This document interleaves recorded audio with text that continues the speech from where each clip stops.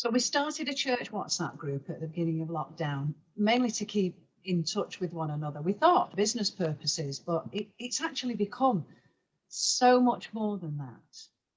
What do you think, Peter? Well, you say it originally started as like an emergency communication thing for people, so we could keep a check on everybody to make sure they weren't struggling with anything they needed, anything we could help out with.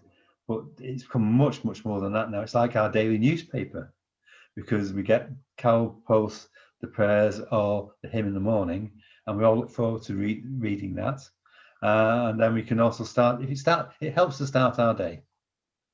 And also, Karen posts prayers for the evening at 8 o'clock.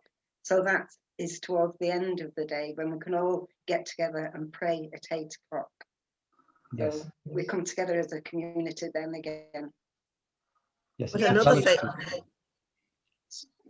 we actually realised it was like 24/7 prayer. Yeah. 24/7 church at one point, because the early birds and then the late nighters. Yeah. We found out more about each other than we ever possibly could. Hello. Carol, you've had some nice surprises as well, haven't you? yes, yeah. The really good thing about the WhatsApp as well is people have started doing kindness acts to other members of the congregation. And on my birthday, being locked in, not very happy, knock at the door, and there was a birthday cake for me from one of the congregation, and which is now being christened the Cake Angel, because she does do birthday cakes and little fairy cakes that suddenly magically appear at your door, and it's just lovely. There's lots, phone calls, cards, letters, prayers. We've got the whole works really, of the spiritual input and the social and the fellowship. It's been such a blessing, I think, to our church, and enabled everybody to be involved. Yes, as well as the normal WhatsApp group, excuse me, we do have a WhatsApp Bible study group, which is doing really well. It enables people who are not on the internet or can't do Zoom to be able to join the study group. It also helps people who would be too shy to speak in a Zoom group. They can just type what their thoughts on the WhatsApp reply page. Excuse me. We all read the same passage and then share our thoughts. And sometimes we think, oh, I never thought of it that way. So it's broadening our horizons, and we're nurturing each other as we go along, aren't we, Peter? That's right. As I said, when I was asked to join the WhatsApp Bible study group, I thought, well, yes, I'll do that. I thought it was a big step forward for me, obviously, like coming out to yourselves, and then also a big step forward for my faith.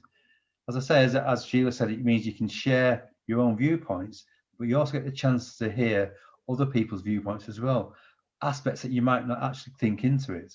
And she said, we help nurture the community between ourselves, and I think it's been well received by most people who do it. And very much a safe environment as well. I think that's what we've found, even when we were meeting before we went into lockdown with our small group Bible studies, and that's continued through the WhatsApp and through Zoom that we'll talk about in a moment.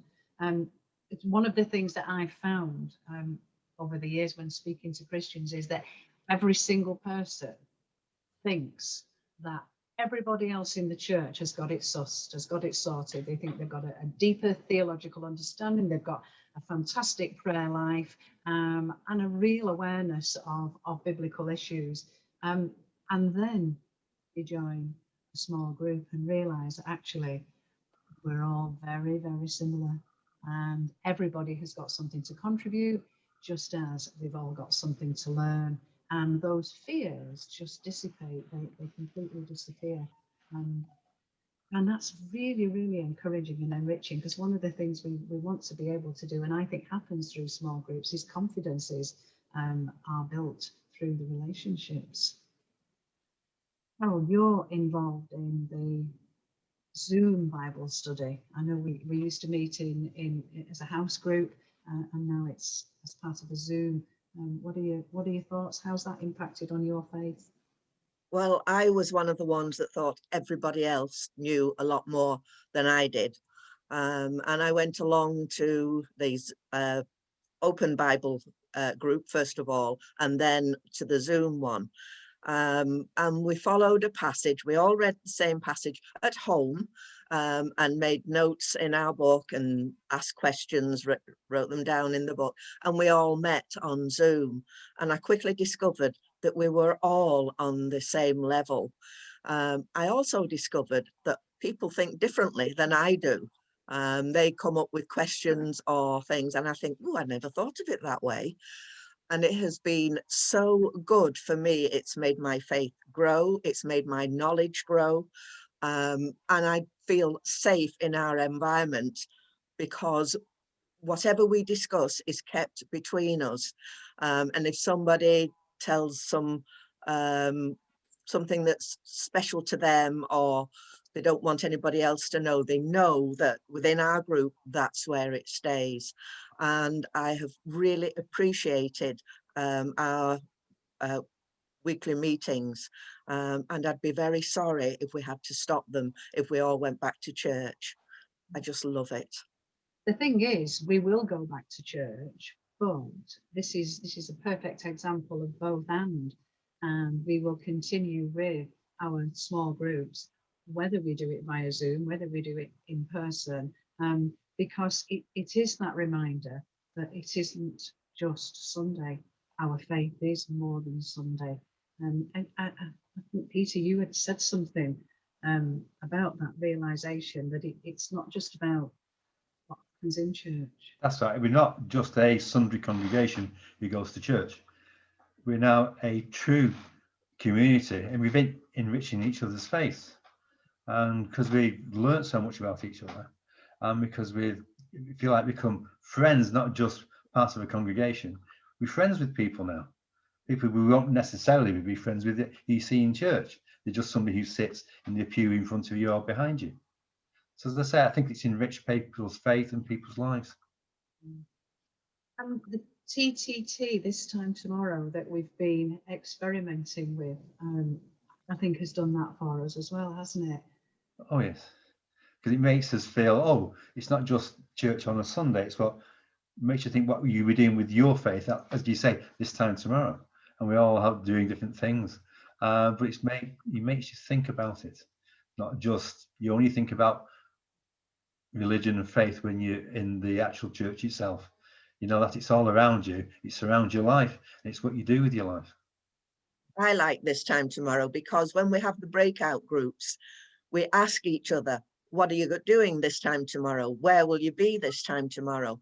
And you learn a lot more about the congregation. I mean, you wouldn't have asked them to the back of the head when you're sitting on a pew, what are you doing tomorrow at this time? You just wouldn't have done it.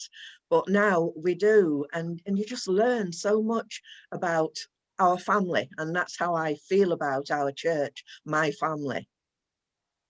Yes, we're growing together, aren't we? Yes. Certainly are. That's a lovely note to end on. Thank you very much indeed. Thank you for your contributions. You're welcome.